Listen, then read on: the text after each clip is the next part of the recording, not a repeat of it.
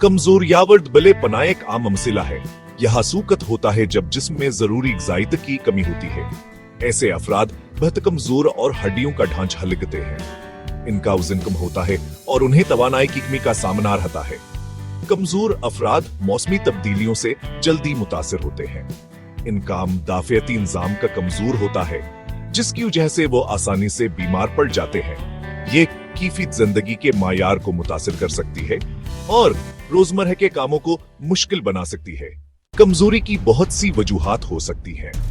सबसे आम वजह ग़िज़ाइयत की कमी है। जब जिस्म को मुनासिब मकदार में विटामिन्स, मादनियात और कैलोरीज नहीं मिलते तो वो कमजोर हो जाता है। सू हजम, आंतों के कीड़े, ज़हनी तनाव और तरिश और खुश्क ग़िज़ाएं भी कमजोरी का बायस बन सकती हैं।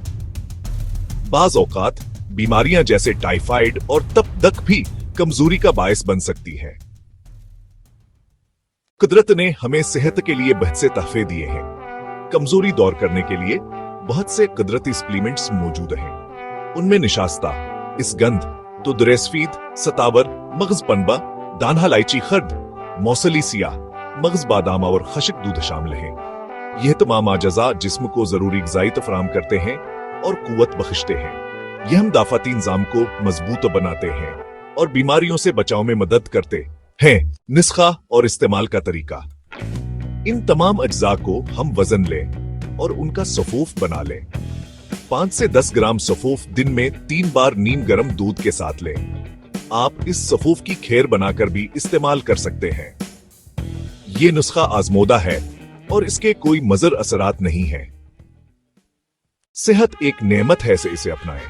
सेहत इंसान का कीमती असासा है। हमें अपनी सेहत का ख्याल रखना चाहिए और बीमारियों से बचने की कोशिश करनी चाहिए। ये कुदरती नुस्खा कमजोरी और दबलेपन को दूर करने में मददगार साबित हो सकता है। इसे अपनी रोजमर्रा की जिंदगी में शामिल करें और सेहतमंद और तवाना जिंदगी गुजारें।